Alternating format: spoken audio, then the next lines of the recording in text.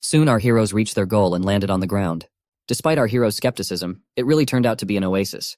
There was a rather large and crystal-clear lake in the middle, with a lot of greenery around it.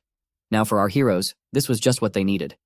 Now that they were here, they could relax and regain their strength. Gecko was particularly happy about this, as he could finally set foot on solid ground. Wu soon turned to his daughter and told her to dig it into the ground and then go get some water. Armed with shovels, Gecko and Yin Yun set to work. But as it turned out, someone had been watching them all this time. But strangely enough, the one watching them had no evil intentions at all. The previously known Black Dragon fell in love with Yin Yun at first sight. He not only liked her beauty, but also the fact that she was an Eastern dragon. This meant that if he were to marry the bride of a famous house, it would definitely be honorable and raise his status. However, as he watched her, he couldn't help but wonder why she was carrying a strange flower. Furthermore, even though she was probably very thirsty after the flight, she preferred to dig that strange object into the ground first. For a black dragon, it was all too strange and incomprehensible. Soon, Yin Yun and Gecko finished their task and could finally drink water. After drinking to their heart's content, they happily exclaimed how wonderful it was to drink refreshing water after a long and exhausting journey. While they were enjoying the water, Wu Sun remained on guard. Ever since they arrived here, he had never left the feeling that someone was watching them. His thoughts were interrupted by Yin Yun, who brought water and asked if she could give him a drink. Now our hero was all for it, as the temperature of the water and soil was normal. This was the best refreshing shower he had had in a while. In addition to the shower, Wu Sun also got some much-needed water for his roots, and for the first time in a long time, he was able to replenish his already nearly exhausted supply. However, as always, the water he didn't have time to absorb poured out through the hole in the cannon. Gecko immediately jumped aside and told our hero to warn him when he was going to go to the restroom. Wu Sun irritatedly told him to shut up and stop talking nonsense. At the same time, the black dragon who was watching them was very angry and could barely contain himself. He couldn't understand why the dragoness was serving the strange flower and looking at him with such a submissive look. They were noble dragons and could not afford to be ruled by anyone, much less an ugly flower. Suddenly Gecko pointed somewhere and said that he smelled that there was food there. Our hero was puzzled by this information. Yin Yun, on hearing this, enthusiastically said that she would go and check it out. Gecko's sense of smell did not lie, and a moment later the dragoness really found a camel's corpse in the bushes. Bringing it to our hero, she said happily that now she didn't need to hunt. Besides, there was plenty of meat, which would allow them to eat well. The black dragon, who had his prey taken away from him in front of his eyes, was burning with rage. What he had taken with his own strength had just been taken by someone else. All he could do now was not to ruin his first impression in front of the dragoness. Wu Sun, on the other hand, became wary at the sight of the camel's corpse. The bloodstain still hadn't dried, which meant that it had been killed recently. In addition, from the wound marks on its body, it could definitely be said that it had been killed by a large beast. But the strangest thing was that there were no wounds on the camel's neck, while all its bones were broken.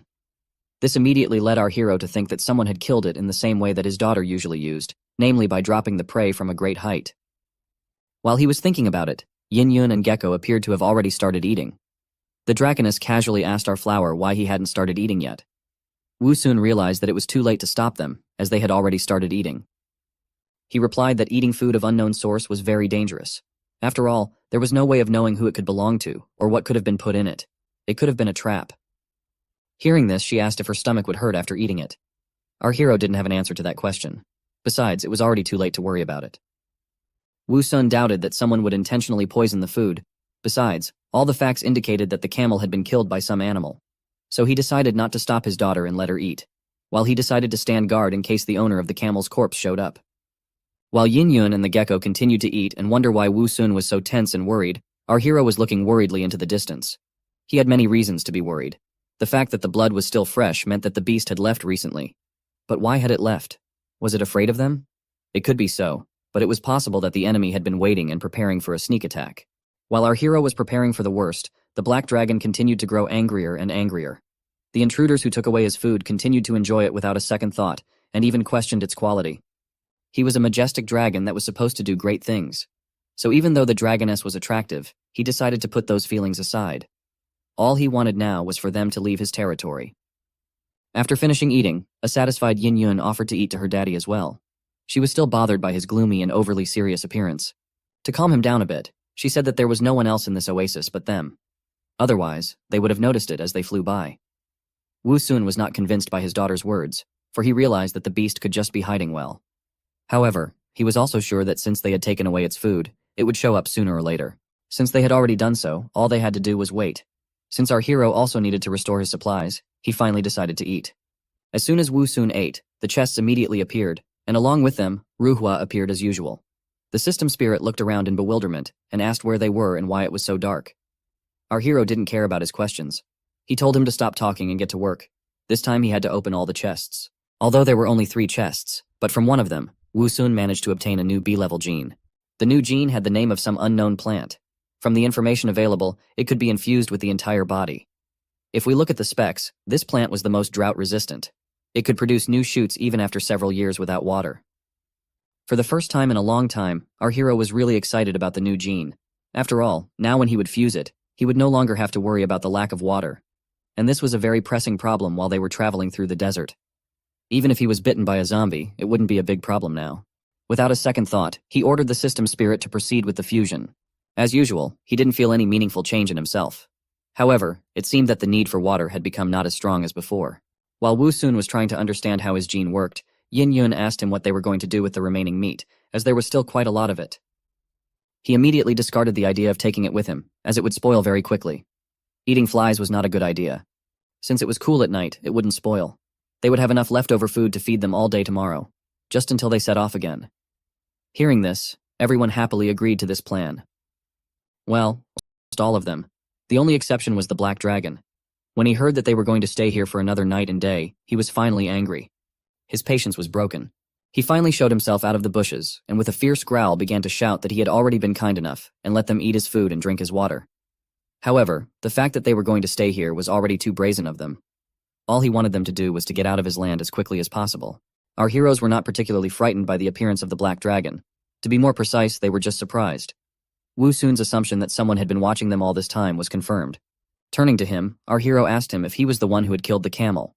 The Black Dragon was annoyed that his fierce shout didn't scare anyone. However, he didn't plan to continue his aggression, so he replied in a disgruntled voice that he was. Hearing this, Wu Sun immediately smiled in a friendly manner and began to apologize. He explained that they didn't see anyone near the corpse, so they thought it didn't belong to anyone. Even though he didn't want to confront the dragon, our hero couldn't help but ask why he was secretly spying on them from afar. Was he too afraid to meet them, or was he trying to stealthily attack them? The Black Dragon didn't answer immediately, but only silently shifted his gaze to the perplexed Yin Yun. As if deciding something, he replied in a surly voice that this territory belonged to him, Ben Long. That was why he could do whatever he wanted here. He wasn't going to hold them responsible for eating his food. However, now that they were fed, they should have leave his territory immediately. But just like last time, no one took his serious words seriously. As if not hearing what he was saying, Yin Yun ran up to him and excitedly asked if he was a dragon too. A little embarrassed by this, Ben Long himself forgot what he was talking about. He replied that he was. Confirming her guess, the dragoness asked, puzzled as to why he looked different from her. It was a strange question for a black dragon to ask. However, he patiently explained that it was because there were many kinds of dragons, and he belonged to the noblest of them all, the black dragon species. However, all his words about nobility were shattered by one innocent question from Yin Yun. She noted that he was fat and had small wings, so she couldn't help but ask if he could fly. Although it was a rather rude question, Ben Long was able to restrain himself and simply replied that he was an expert in flying. However, there was no end to the dragoness's questions. This was the first time she had met a member of her species, so it was no surprise that there was a lot she wanted to ask. Looking at the black dragon once more, she asked if all black dragons were as ugly as he was. Although Ben Long tried to hold back, this question was the last straw. He began to shout irritably that he wasn't ugly at all. He began to claim that he was a beautiful and one-of-a-kind dragon that attracted thousands of admirers in his hometown. Now that he was angry and had nothing to lose, he asked the frightened Yin Yun why she, being a noble dragon, was serving a strange flower. The dragoness didn't really understand what he was talking about. Looking at her daddy, who the black dragon was pointing at, she replied that it was her father. Now it was Ben Long's turn to wonder at the absurdity of her words. He couldn't believe that she believed she could be related to this flower if they weren't even the same species. He had never met a dragon so stupid before. The very next moment, however, it dawned on him that he might have jumped to conclusions. There was a strange flower in his hometown that could release hallucinogenic pollen. Creatures who inhaled it would hallucinate and behave abnormally.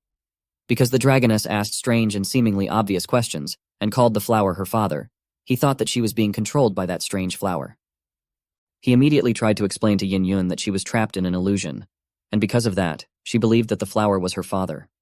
Luckily for her, she met him, the great Ben Long. He was the one who could help her get rid of her hallucination. However, Yin Yun didn't understand anything the Black Dragon said. But that didn't matter to Ben Long. Not only did he want to help her, but he also wanted to be the hero who saved the princess. The very next moment, he opened his toothy mouth and rushed towards our hero. Seeing that her daddy was in danger, Yin Yun quickly rushed after the Black Dragon. She shouted at him to stop and not to hurt her father. Wu Sun was also not too happy about this turn of events. After all, he didn't want to face the dragon in battle at all. Since he didn't hear their conversation, he couldn't understand why the dragon suddenly decided to attack him. Luckily, he had his daughter, who immediately caught up with the dragon and tried to stop him. Turning to her, Ben Long asked irritably why she was in his way. After all, what he was doing was purely for her sake. Looking at the strange flower, he thought that if he just destroyed it, it should be enough to make the dragoness come to her senses. In the next instant, he gave our hero a crushing blow with his tail. That sent him and the cannon flying into the air. From such a blow, and also not the softest landing, Wu Sun was very dizzy. It took him a while to regain consciousness. When she saw that her daddy had been hit by the black dragon, she immediately slapped the dragon's face with her paw. She angrily started screaming and asking him why he did it. While Yin Yun was dealing with Ben Long, Wu Sun began to slowly come to his senses. Right now, he was truly angry. After all, the black dragon had just almost killed him. And since he had started it first, he should take responsibility for the consequences. Our hero shouted furiously that he was about to taste the power of his dragon cannon. When he heard the word cannon, Ben Long immediately fell silent, and fear showed on his face. It looked like he'd had experience with human cannons before. There was no way he wanted to meet them again. Even though he had seen the flower sitting in the cannon before, he thought it was clogged with dirt and didn't work. However, he had no desire to check if the cannon was really working or not. The risk was too great. Therefore, after a moment, he tucked his tail and started to run away. Yin Yun saw him off with a disdainful look. Wu Sun, on the contrary, was annoyed. He didn't want to let go of such an arrogant and ill-mannered dragon so easily. He definitely needed to be taught a good lesson. As it turned out, there was a misunderstanding. Our hero had no intention of using the cannon, and there was no way he could do that. By cannon he meant thorns, which in the next moment flew into the fleeing dragon. It was a special technique called the Xanthium Bomb. Ben Long had no chance of escaping from them. As soon as the thorns caught up with him, he let out a painful scream. The thorns did indeed possess a truly terrifying power. However, the black dragon was more frightened of being hit by a cannonball. In fact, the pain wasn't that bad anymore. Taking a closer look at what hit him, he found that it was just a thorn. Realizing he'd been tricked, he lunged at our hero with even more fury. He wasn't going to tolerate being treated like this.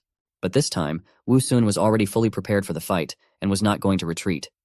Even though he couldn't do much damage to the dragon with his thorns, he was sure that it would be different with the arrow.